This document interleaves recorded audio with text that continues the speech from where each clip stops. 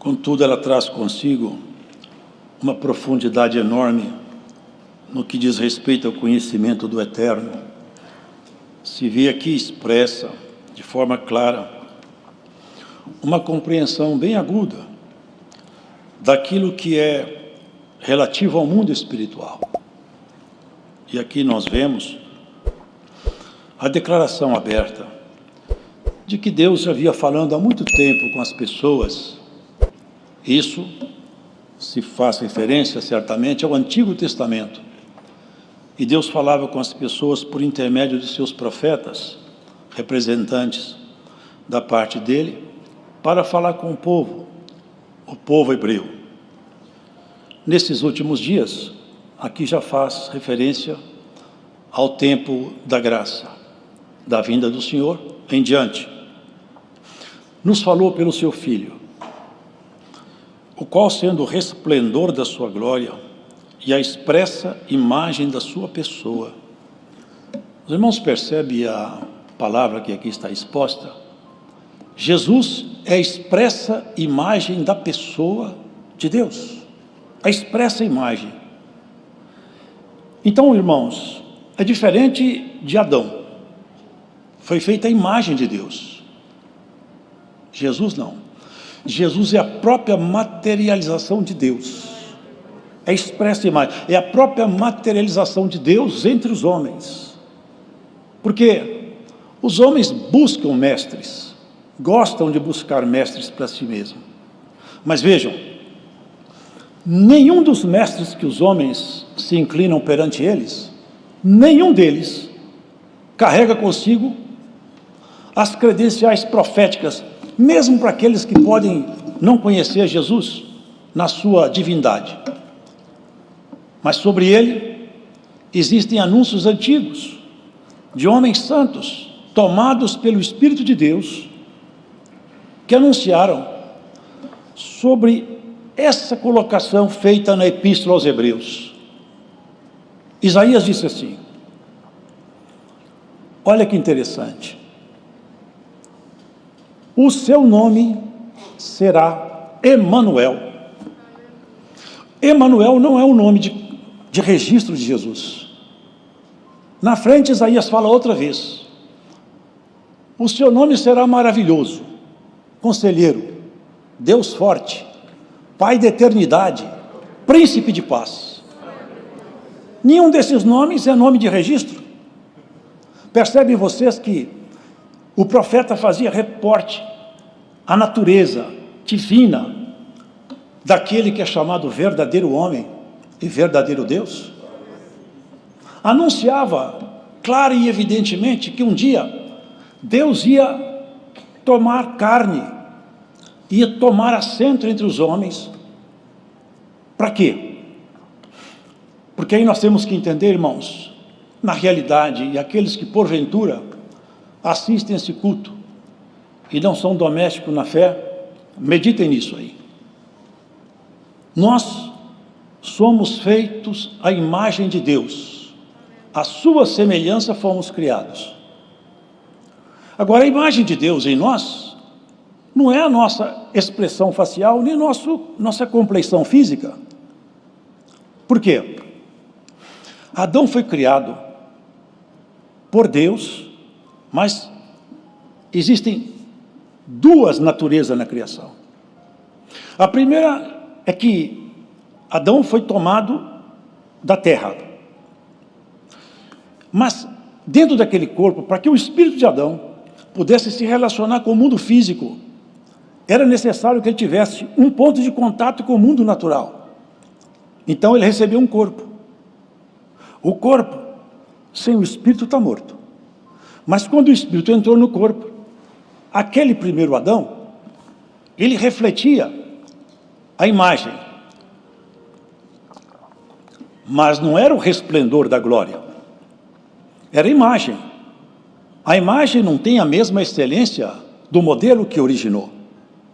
Porque Deus é infinito. E não há nada que se possa falar, isso é igual a Deus, porque Deus não tem par. Nada. A palavra fala que nem os céus dos céus podem conter nosso Deus. Nada pode contê-lo.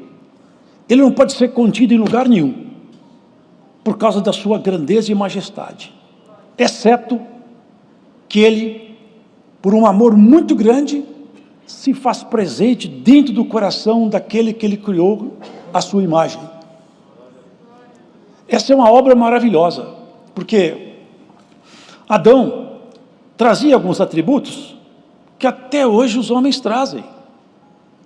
A imagem de Deus no homem não se perdeu completamente. O grande problema é que, para entendermos isso, Tiago fala na carta dele: com a sua boca você bendiz a Deus e maldiz os homens feitos à imagem e semelhança de Deus. Portanto, Tiago ainda afirma que a imagem e semelhança de Deus está nos homens. Mas ela está como? Talvez nós pudéssemos fazer uma analogia. Um grande fazendeiro, um proprietário poderoso, que tivesse um filho muito parecido com ele, fosse a sua imagem, e esse menino, semelhantemente à parábola do filho pródigo, ele saiu de casa e foi-se embora, e se perdeu na sua aventura, comia bolotas de porco, que na verdade são uma espécie de vagem de sabor grosseiro, que os porcos comiam. Ele, como não tinha mais onde buscar comida, disputava a comida dos porcos. Devia estar barbudo, devia estar cabeludo, os cabelos desgrenhados, as unhas sujas, a sua veste toda suja, o seu rosto desfigurado pelo sofrimento. Quem olhasse naquele moço não falava: é filho do fazendeiro que eu conheço, porque a imagem, a feição estava escondida atrás de uma máscara de sofrimento. Mas ainda estava escondida lá atrás essa máscara. Atrás da máscara tinha ainda alguém que se parecia com o seu pai. Mas não dava para reconhecer mais. É isso que aconteceu com os homens. Alguns atributos dos homens persistem. Por exemplo, a inteligência é um atributo divino. Um animal não tem inteligência, tem habilidades. Inteligência não. Nós temos capacidade de fazer escolhas. Ninguém mais tem na criação, somente nós. Nós sabemos pesar o sentimento de justiça em nosso coração. Nós sabemos aquilatar sentimentos. Animal tem afeto, tem. Mas o sentimento que está em nós de amor, de reconhecimento, não tem no mundo animal. Afeto sim, até a gratidão animal existe, mas a gratidão inteligente é superior à gratidão animal. Então os homens carregam com eles esses tributos ainda. Algumas pessoas não têm vida espiritual, são pessoas naturais, no entanto se observa nele algumas coisas excelentes, porque Paulo falou: quando os gentios praticam as obras da lei, não tendo eles lei, para si mesmos são lei, e confessam a lei gravada em seus corações, quer acusando-os, quer defendendo-os. Ó, irmão, se tem gente aí fora que guarda alguma coisa de Deus nele, nós temos que guardar muito mais do que eles. Nós temos que sair para a disputa para ser cada vez mais representante legítimo de uma imagem restaurada. Quando aquele menino voltou, ele já voltou desiludido com a sua própria história, porque ele tentou construir sua história fora do pai, e quem constrói a história fora do pai, desconstrói. Fora de Deus não há história a ser construída, fora de Deus não há trabalho que possa durar, fora de Deus não há nada que vale a pena. Sem Deus tudo está perdido. Sem Deus a sua história acabou, você é um miserável, cego, desgraçado e nu. Mas se Deus te amparar nos braços, você é a pessoa feliz, reencontrada. Aquele menino voltou. E os irmãos sabem, nem preciso entrar muito em detalhe, mas ele não voltou como um filho que reivindicava a sua posse de pai, porque já havia ele recebido a sua herança. Voltou ao quebrado, machucado, mas ele aprendeu uma lição. Na casa de papai eu nunca passei fome. Quantas pessoas estão buscando comida aí, irmãos? Em filosofias caídas, em caminhos perdidos. Cristo te dá comida de graça e não te cobra nada. Alimenta a sua alma, sustenta você na sua caminhada. Te chama de filho e filha, e ninguém te tomará da mão dele, porque aquele que ele elegeu não perde, ele batalha para o inferno. Voltou aquele menino, aquele moço. Eu sempre imagino essa cena, me vem na mente isso aí. Todo alquebrado, sujo, maltrapilho. E ele não queria reconhecer nem a condição de filho, ele queria a condição de empregado. Eu vou na casa de papai porque os empregados dele vivem melhor que eu. Glórias a Jesus Cristo! Se você tem alguma atividade nessa obra, levanta a mão para o céu, trabalha para o teu rei, com carinho, com zelo, com alegria, porque trabalhar para Deus é investir na eternidade. Aleluia! Isso vai regimentar alguém que está ouvindo essa pregação. Volte a trabalhar para o rei. Você correu da casa do rei, essa palavra te busca hoje nessa pregação. Aleluia! Você vai buscar alguém aí escutando essa pregação. Um laço vai te amarrar, um laço chamado afeição. Uma corda vai te prender, chamada amor. Volta-te para mim, que eu me voltarei para ti, te diz o teu Senhor. Aquele menino caminhava, irmãos, e pensando, vou pedir emprego para papai. Basta de sofrer, estou cansado de chorar. Estou cansado de passar fome e vergonha. Eles falaram, seu menino está voltando. Está voltando, meu filho? Meu filho O menino falava, papai, eu quero ser um empregado, me aceita como empregado na sua fazenda. O papai falava, eu quero meu filho de volta. Estou com saudade do meu filho. Aleluia. Ô irmão, oxalá que essa palavra traga alguns filhos de volta para a casa paterna. Hoje nessa pregação, eu sinto o Espírito de Deus me visitar, irmão. Aleluia. Ó filho, volta para a casa do seu pai. Tem um chamado hoje aqui nessa pregação, irmãos. O pai chegou. Olha como nós somos, irmãos. Olha como nós somos. Olha como é a nossa natureza. O irmão dele viu que o irmão chegava e o pai preparou uma festa tão grande e matou um bezerro cevado e fez tocar aqueles sons de alegria, mandou tocar música lá na fazenda, falou, meu filho estava perdido e voltou, ele morreu, mas agora ele voltou a viver. É isso que aconteceu conosco, com a humanidade, irmão. Todos perdidos, e Jesus veio estampar em nós a imagem que estava ofuscada, desgrenhados cabelos, barbudo, sujo, cheirando mal, com as unhas pretas, as vestes rasgadas. É isso que ele fez. O resplendor dele, projetado em nós, restaura nossas vestes. O filho não quis entrar na festa. Eu não vou na festa. Por quê? Porque esse seu filho aí foi para o mundo e se perdeu, o senhor faz essa festa toda. E eu sou sincero e fiel, o senhor nunca matou nem um cabrito por minha causa. Mas meu filho, você é meu filho, tudo que é meu é seu. Você não entende? Irmãos, todos que estão aqui na fé, nós herdaremos a glória. O senhor falou assim, olha a oração do senhor. Pai, eu quero que eles sejam um comigo, como eu sou um contigo. Tudo que é meu é seu. Vocês entendem essa questão? Nós fomos feitos herdeiros de toda a glória de Deus. Não é uma pequena herança. A glória de Deus passou a ser da igreja. Cristo, com o Novo Testamento, ele marcou nos cartórios dos tribunais eternos um direito irrevogável de herança. Por isso que aqui na terra, às vezes te falta uma coisa, falta outra, e tem muitos que estão aí para o mundo, volta falando em língua, tendo uma virtude tão grande. Eu estou aqui todo o tempo, não tenho, ele chegou agora, está cheio de virtude. É o filho que voltou para a casa do pai.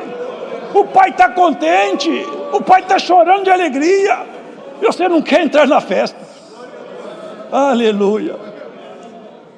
Meu filho, o menino preparou o discurso. Papai, me dá um emprego, isso que ele ia falar. Filho, pulou no pescoço dele, beijou, abraçou ele, chorava. Volta para casa, meu filho, desde que você saiu daqui eu estou com saudade. A imagem restaurada, irmãos. O resplendor de Cristo é isso, ele está restaurando a humanidade. Nós temos que aprender esse caminho da reconciliação. Porque, irmãos, aqui nessa carta, sustenta todas as coisas pela força do seu poder. Estava escrito assim, ó: os que habitavam na sombra e vale da morte, na escuridão das trevas, viram uma grande luz raiar. Que luz é essa que raiou aqui? E muitos não viram, mas teve quem viu. Essa luz raiou. Tinha uns homens lá no campo, uns homens simples, tomador de conta de ovelhas, viram as estrelas, uma voz: tem alegria no céu e paz na terra. Aleluia. Nasceu o Salvador do mundo. Irmão, o rei Herodes, toda a culpa de Roma, o poder do Império Romano, todos eles não escutaram nada. Mas lá no campo, uns homens simples escutaram, porque essa graça não passa pelo crivo das autoridades humanas, passa pela revelação no coração dos homens simples. Irmão, pegou lá uns homens lá no campo, foi atrás o resplendor da glória estava ali, a luz que brilha. A luz que brilha, o oriente do alto que visitava o homem, a estrela da manhã que apareceu, envolto em panos, dentro de uma cocheira, porque nem estalagem tinha, um ambiente pobre. Trouxeram incenso, mirra e ouro, salvo o melhor juízo. Nós viemos aqui adorar o Rei dos judeus. Nasceu, a esperança chegou. Olha, querido, o tempo da vinda do Senhor foi um anúncio de boas novas. Mas olha, agora, breve tempo, não sabemos quando, vem o retorno dele. Vai ser muito melhor. Agora não vão ser os magos no campo, vai ser a igreja debaixo do sol.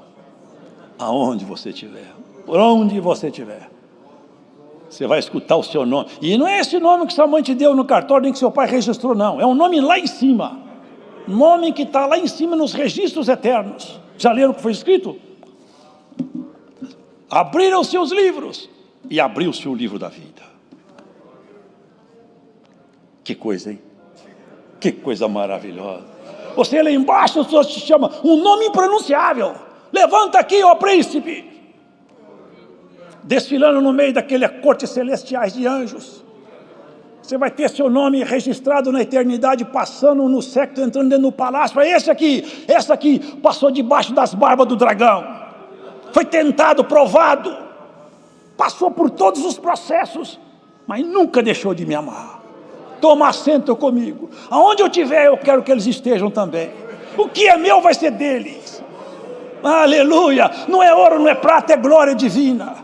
É poder, é majestade, é conhecimento, é regozijo, é alegria no Espírito. São os tabernáculos da glória. Um dia ele nasceu de uma mulher. Era o verdadeiro homem. Mas o Deus que sustenta, aqui fala que ele criou todas as coisas e sustenta todas as coisas pela força do seu poder.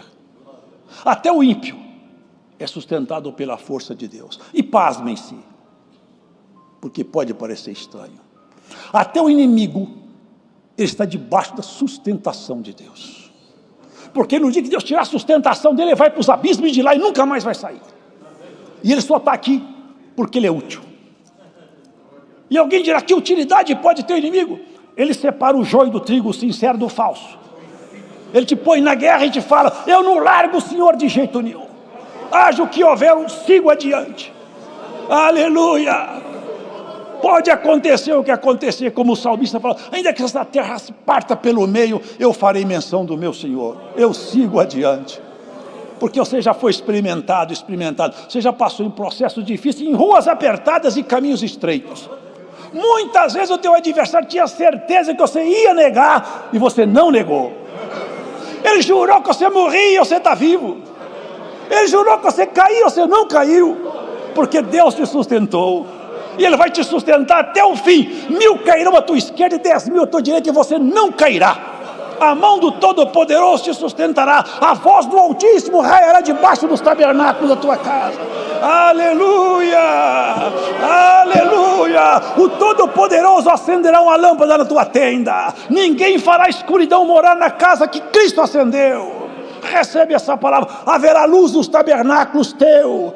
Aí é um tabernáculo eterno, aonde o Senhor conquistou, terra conquistada, está chancelada com o sangue de Jesus, os umbrais de entrada, não tem entrada nenhuma força estranha, porque quando passa por você, tem o nome de Cristo escrito na sua testa e a lei gravada no seu coração. Ó bichinho de Jacó, o nome de Deus está em cima da sua cabeça. A hora passou, mas a imagem do Todo-Poderoso vai sendo restaurada. Já pensou aquele moço de barba feia, com uma roupa de príncipe, assentado na mesa com o rei e o pai chorando? Ô filho, você está bonito.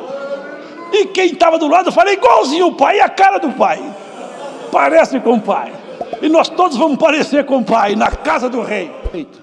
Cabelinho cortado, com perfume, com anel no dedo. Deus seja louvado.